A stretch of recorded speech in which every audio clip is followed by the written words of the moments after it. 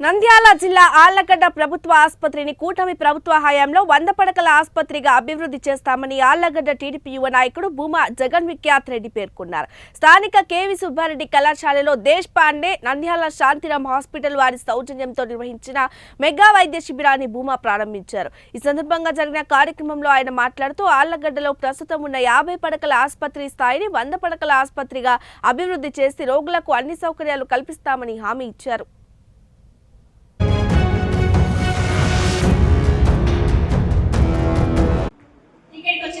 పురజనులకి అందరికీ ఇది నా డ్రీమ్ అండి. ఎప్పటి నుంచో నేను అనుకుంటున్నాను. సార్ అన్నట్టు విఖ్యాత్ సార్ గారు చెప్తున్నారు మారుమూల ప్రాంతాలకని. సార్ నేను మన ఊరికి వచ్చి ట్రీట్ చేసుకున్నారంటే ఇంతేనమ్మా వచ్చేది. మేము ఎంత కష్టపడి 1.5 month నుంచి మేము దీని గురించి శ్రమ పడుతున్నాము. ఎంతో మీకోసము ఎఫర్ట్స్ పెడితే జనాలలోకి వెళ్ళట్లేదు సార్. మరి ఎందుకు? మరి ఫ్రీ అంటే కనుక అందరికీ తమాషా అయిపోతా ఉంది. ఈ రోజు మన కార్యక్రమానికి వచ్చినటువంటి విఖ్యాత్ గారు నాకు మొన్ననే చెప్పానన్నమాట.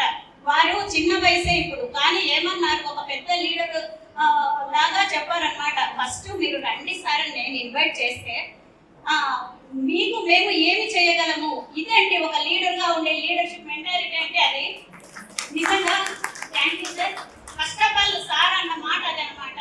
నాకు చాలా హ్యాపీ అయిపోయింది.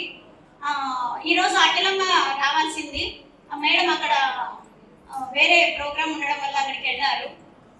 ఫస్ట్ ఆఫ్ ఆల్ ఆయన మురళి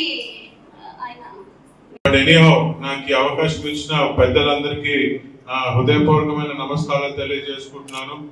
మరి ముఖ్యంగా ఇన్నర్ వీల్ ఫౌండేషన్ కి నా ప్రత్యేక ధన్యవాదాలు. ఎందుకంటే ఎన్నో సార్లు ఇలా మెడికల్ క్యాంప్స్ నిర్వహిస్తున్నారు.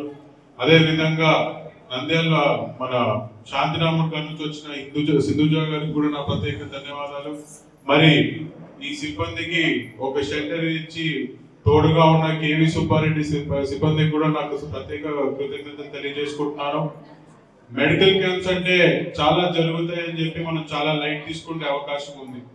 కానీ